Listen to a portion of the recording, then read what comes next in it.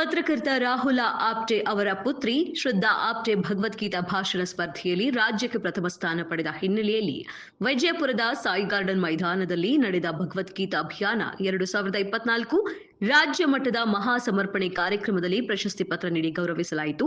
ಸೋಂದಾ ಸ್ವರ್ಣವಲ್ಲಿ ಮಹಾಸಂಸ್ಥಾನದ ಗಂಗಾಧರೇಶ್ವರ ಶ್ರೀಗಳು, ವಿಜಯಪುರದ ಜ್ಞಾನ ಯೋಗಾಶ್ರಮದ ಬಸವಲಿಂಗ ಸ್ವಾಮೀಜಿ, ಸಿಂದಗಿ ಸಾರಂಗ ಮಠದ ಶ್ರೀಗಳು ಸೇರಿದಂತೆ ಸ್ವಾಮೀಜಿಗಳು ಹಾಗೂ ಭಗವದ್ಗೀತಾ ಅಭಿಯಾನದ ಪದಾಧಿಕಾರಿಗಳು ಉಪಸ್ಥಿತರಿದ್ದರು. ಸೋಂದಾ ಸ್ವರ್ಣದಲ್ಲಿ ಮಹಾಸಂಸ್ಥಾನ ಶಿರಸಿ ಭಗವದ್ಗೀತಾ ಅಭಿಯಾನ ಅವರು ಆಯೋಜನೆ ಮಾಡಿದ್ದ ಸ್ಪರ್ಧೆಯಲ್ಲಿ ಶ್ರದ್ಧಾ ಆಪ್ಟೆ ಸಂಸ್ಕೃತದಲ್ಲಿ ಭಗವದ್ಗೀತಾ ಬಗ್ಗೆ ಭಾಷಣ ಮಾಡಿ ರಾಜ್ಯದಲ್ಲಿ ಪ್ರಥಮ ಸ್ಥಾನ ಪಡೆದಿದ್ದಾರೆ. ಇವರಿಗೆ ನಮ್ಮ ವಾಹಿನಿಯ ಪರವಾಗಿ ಅಭಿನಂದನೆಗಳು. ವಿಜಯಪುರ ಜಿಲ್ಲೆಯ ತುಂಗಳ ಪದವಿ ಪೂರ್ವ ಕಾಲೇಜು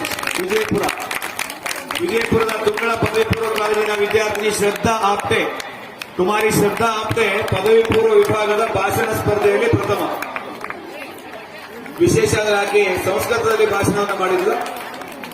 ಸಂಪೂರ್ಣ ಭಾಷಣ ಸಂಸ್ಕೃತದಲ್ಲಿದೆ. ಅವರ ಮನೆಯ ಮಾತೃಭಾಷೆ ಕೂಡ ಸಂಸ್ಕೃತ. ಶ್ರದ್ಧಾ ಆಪ್ಟೆ ವಿಜಯಪುರ ಜಿಲ್ಲೆಗೆ ಏಕೈಕ ಪ್ರಶಸ್ತಿಯನ್ನ ಗಳಿಸಿ ಗೌರವವನ್ನು ಹೆಚ್ಚಿಸಿದ್ದಾರೆ. ದ್ವಿತೀಯ ಸ್ಥಾನ